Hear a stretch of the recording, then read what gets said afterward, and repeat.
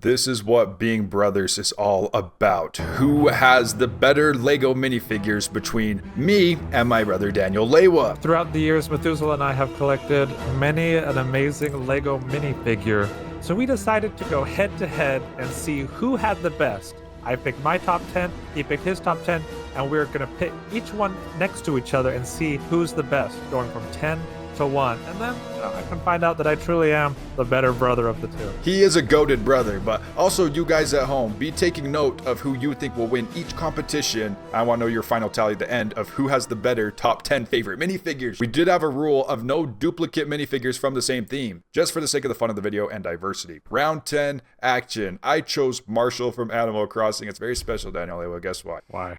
Squirrels are my favorite animal, and this is one of 2 squirrel minifigures, this and Sandy Cheeks. But this just represents Animal Crossing as a whole. Animal Crossing minifigures, there's not a single bad one, so it's so hard to choose one, but I went with Marshall to represent this goated, basically minifigure pack theme. Okay, fair enough. I went with the Thunder Keeper from Ninjago. I don't know why. I have loved this minifigure ever since it came out as one of the best Ninjago minifigures. Call me crazy, you Ninjago fans out there. This is an amazing figure, though, because it represents the crazy zaniness of Ninjago at its peak. And I think also what Ninjago can do is, you know, be a little more intense, especially for a kid's show. So the Thunderkeeper having a very cool tribal-esque mask on top of this kind of wacky lavender colored skin body, like it just encapsulates a lot of what I love about Ninjago, and especially Ninjago villains. So you're saying this is the peak of Ninjago. I have 4 corners. I'm calling him on Instagram right now, and I'm gonna see if this is really truly a peak Ninjago minifigure, bro. It's just so fun. It's monstrous. It's a really unique design. And I'm just a sucker for that whole year of Ninjago. The Island and Seabound, I think, is some of the best Ninjago storytelling. That whole year as a complete unit. So the Thunderkeeper is a good representation of that. Okay, now that we've provided our arguments for each one, now let's reconcile with each other, Daniel. Let's get off of our high horses and let's actually look at these 2 minis. Because yeah, the tribal face is cool. It is a cool mold. We both have 1 unique mold for both of our guys. Actually, I have 2 unique molds. A squirrel tail. It's not all about molds. It's also about the character and the aura. And I think the Thunderkeeper has a lot more aura than Marshall. How are we going to come to a conclusion on any of these if we're already spending this much time on our 10th pick? Here's the thing about Marshall, Daniel. It's very kawaii, and it was translated to Lego so perfectly. With Ninjago, you could just do whatever and anything you want. How can I forfeit Marshall in his puffer jacket? How can I do it? No, it's a perfect representation of the character. I think you're right. We are going to need to go with Marshall in this round. It's hard. I'm trying to see if I can budge, but I literally can't in my brain. I can't budge. Animal Crossing minifigures are better than Ninjago minifigures. Well, I mean, I'm sure a lot of people would argue with you on that, but at least in this instance, this pairing, I could see Marshall coming out on top. I'll remember that. Round 2. I chose Dragonborn Paladin, basically the best suit of armor we've ever received in Lego form. It has side leg printing, it's just absolutely beautiful. Even when you take the armor off the top, has that beautiful printing underneath. It's just the peak of Lego armor. And Dungeons and Dragons minifigure representation right here, we had to do one of them because the CMF was too good. Hikaru is from Exoforce. Way back when, 2006-ish. This character has a lot of personal meaning, not just for me, but for Methuselah too, because look at our channel logo. It is the Exoforce villain, Mecha 1. Exoforce was one of our all-time favorite themes, and I think what gravitated us towards Exoforce is just the audacity that they had to go all anime with the face prints and the hair, having actual rubber anime hair. And I think it really opened our eyes to just how fun and creative and playful Lego can be, and just made for some really awesome storytelling opportunities. You're right, because when we look at these 2 minifigures side by side, obviously Dragonborn Paladin has more detail, right? But we need to take it for what it was in the day. And Exoforce, I think, was ahead of its time, way too far ahead of its time.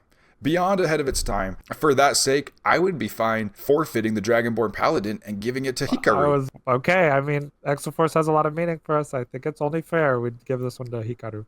I mean, it's not really fair having a CMF go against a regular set from 2000. Like, come on, bro. Sorry, comment section. We may be cooked with that one, but we are now 1-1, neck and neck. Lego minifigures, but let's go ahead and go into round 3. Daniel, okay, this is just zany. I chose Baron Harkonnen from Dune. I don't even need to say that much. It's one of the zaniest minifigures I own. The 2 Dune movies right now, that's peak science fiction right now. That's hard to argue with. I would argue that the alien Beetlezoid here from the Space CMF from 2024 is also a peak science fiction specimen with tons of care given into all the new molds. The printing, the color scheme is just on point, and I think just has so much character. It's a coincidence we got two sci-fi minifigures paired up against each other, but I just feel like the Beetlezoid has more going on. Because Baron Harkonnen is great, but it's really just the cape piece that he has going on for it. And yeah, he does represent a legendary franchise right now, but as a minifigure, the Beetlezoid, the cohesiveness with the back bling, the legs, it's everything is working perfectly. It'd be a great Fortnite skin.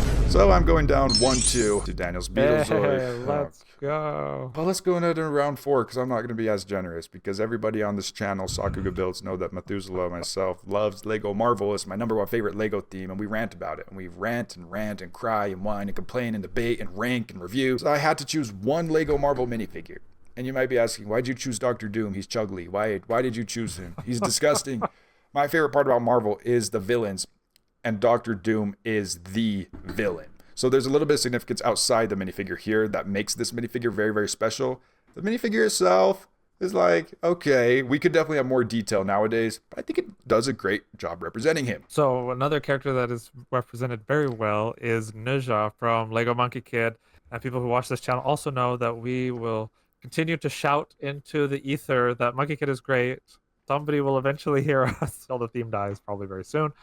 But Ninja is just an incredible figure. I was skeptical that they could make a lavender, gold, teal, red, yellow color scheme work, but he actually kind of pulls it off. They go for the very faithful hair. They go for the very faithful outfit.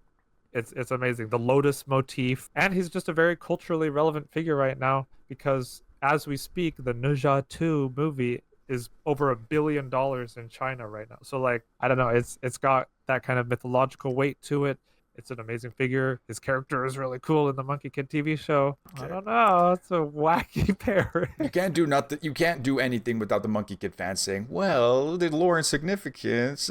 Like, come on, bro. Who's cooler, Ninja or Dr. Victor Von Doom, bro? We just need a better representation of him in Lego form. Let's be honest. I don't think this is like the coolest Marvel figure you could have brought. No. Wait till Doomsday next year. I bet we'll get a much cooler figure. Yeah, I'm sure we'll get an uncanny Tony Stark, Iron Man, Dr. Doom because. I'm just saying with this Ninja, don't assassinate me, Daniel Leva, but this is the problem with some Monkey Kid figures, and maybe Ninjago suffers from it too, and Dreams, the Lego original action themes, the over-design problem. It's okay on Ninja, but there's just a lot going on, and his enchanted Minecraft armor color shoulder pad, with the red cape, it's a little too much, and the yellow skin tone kind of throws another wrench into things, and I don't know if all the cohesion is there. With these comic book looking Marvel figures, sometimes the simplicity is really good. With Daredevil and Punisher and Blade, the simplicity is great and it's clean and it's cohesive. Oh man, no, I can see exactly what you're saying. I love Ninja so much, but it is a very clean Doom. I might have to give this one to you, barely. So that makes us 2-2. Oh, this is getting tighter and tighter, and we're halfway through with round 5. I chose Dr. Inferno from Lego Agents. One of my biggest childhood themes, one of my favorite childhood minifigures, and might have just sparked my love for villains in general. This is hard for me because I love Dr. Inferno too. I think he's one of the coolest Lego characters, Lego minifigs. I had to put something crazy up against it. The squid drummer from the best theme ever, Lego Vidiyo. Okay, maybe not the best theme, but you cannot deny Lego Vidiyo had some absolutely crazy unhinged figure designs, and I think Squid Drummer is the best of all of them. What a crazy head mold. The audacity they had to make a giant kraken head with neon printing and printing everywhere. Rock, like heavy, punk rock plaid pants with like safety pins. Like the amount of crazy detail in this figure is just unparalleled. I mean, Dr. Inferno doesn't really have that going for him, even though he is just a really cool guy. It's hard because Squid Drummer is by far more detailed. It's almost to the point where it's a third-party Lego, but I think it still works in Lego, even down to his bracelets, his cuffs. Like,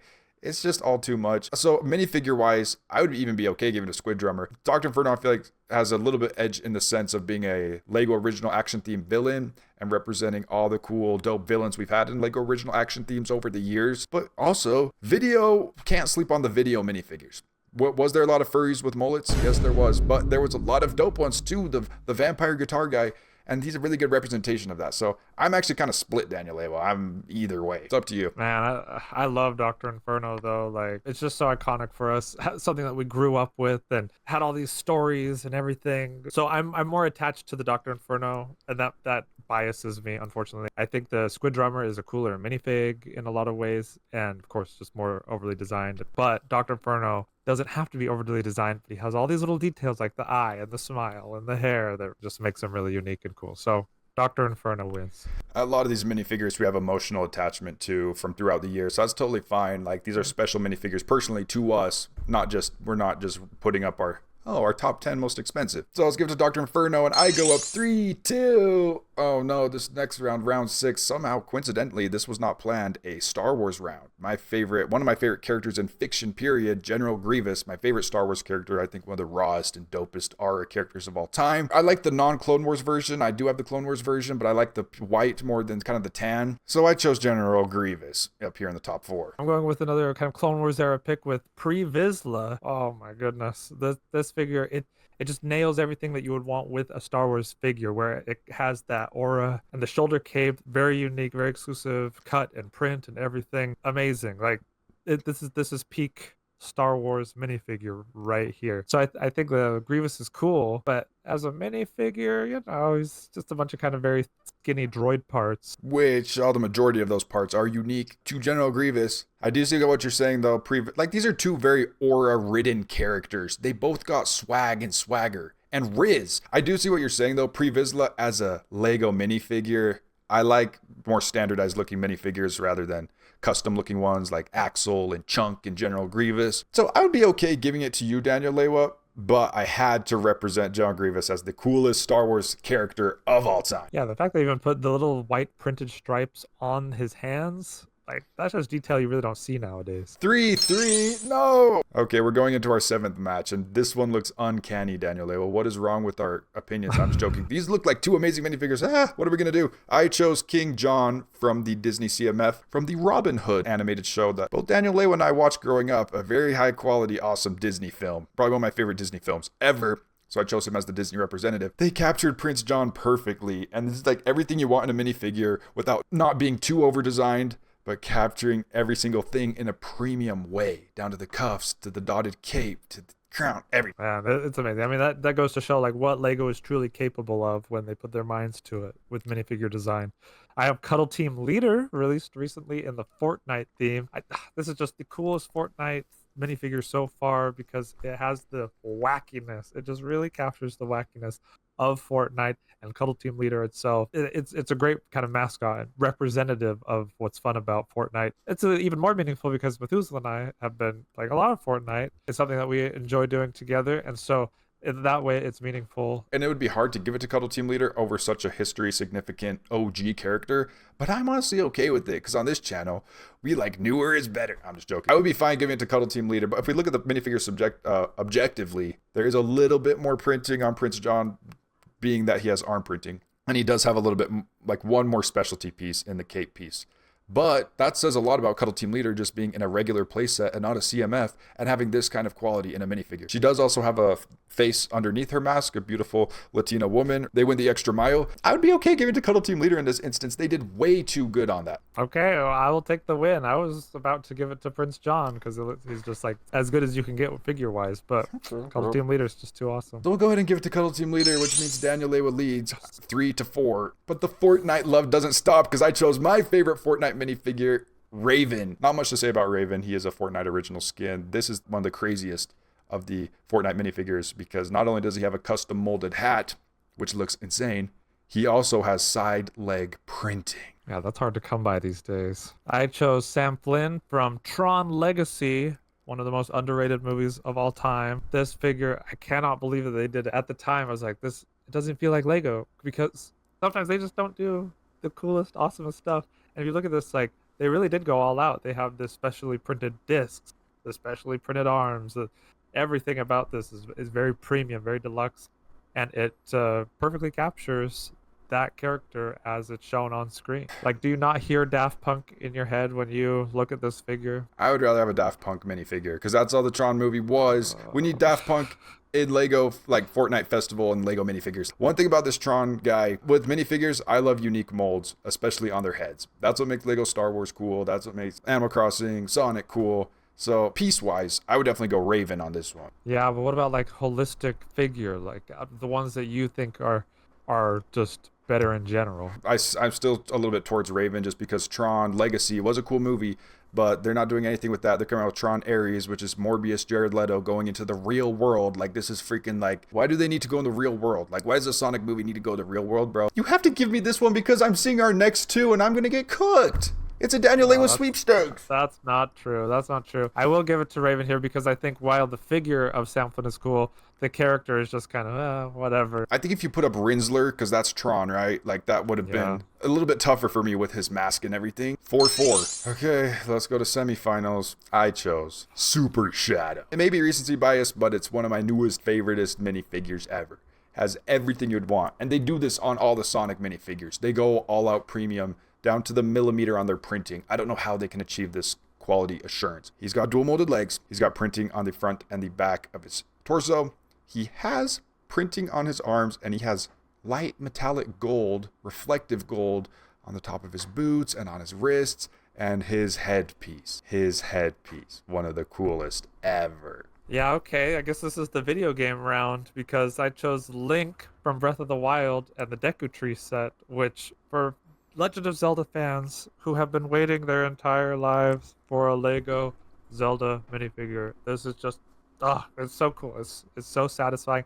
And they really did do a great job. And I think it's an awesome representation. The golden hair with the new mold and everything, the printing along the entire body, the dual molded arms. There's really not much you could improve with this figure. So Link is just cool. And again, the music, and I look at this, I was like, dun, dun, dun, dun, dun, you know, like, you're on the adventure. That's not a valid argument because I see Shadow and I'm like, I'm hearing all of me because look at these two minifigures, Daniel Lewis. Who has the most aura? Like, come on, bro. Link literally got bread face, bro. Like this anime character who literally is like a self-insert character, bro. Like, you might as well be the hero from Dragon Quest, bro. Yeah, it's that you have embodied that character. Like, you have lived a bit as Link. Link is you. And maybe people who played Shadow would think the same. I know there's probably a little more character depth to it, like in the recent movie. So I think the one thing that would give Link the edge is the fact that he has the accessories, the Hylian shield and the Master Sword. Shadow doesn't have anything like that. So I think Link definitely gets the edge on that. If you're comparing these guys' faces, Shadow just got the aura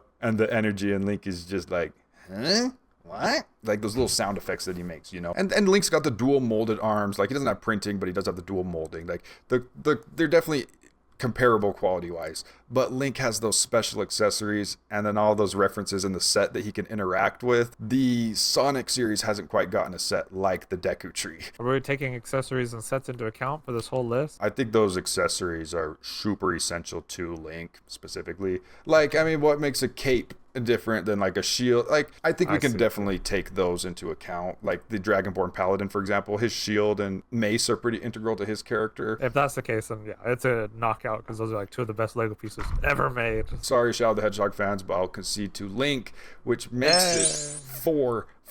So it's either going to be a tie or Daniel Leo's going to win. Let's go to grand finals. I'll tell you who I chose. Probably my favorite Lego minifigure that I own. Shout out to MC Goat, a channel member who I think he gifted this to me in the Buzz Lightyear set. Emperor Zerg. When I was really young and we were at Disneyland, we were watching World of Color, and there's this one part in that projector show which shows kind of more villains of Disney, and Emperor Zurg comes on with this dope music and he's shooting out his balls out of his shooter.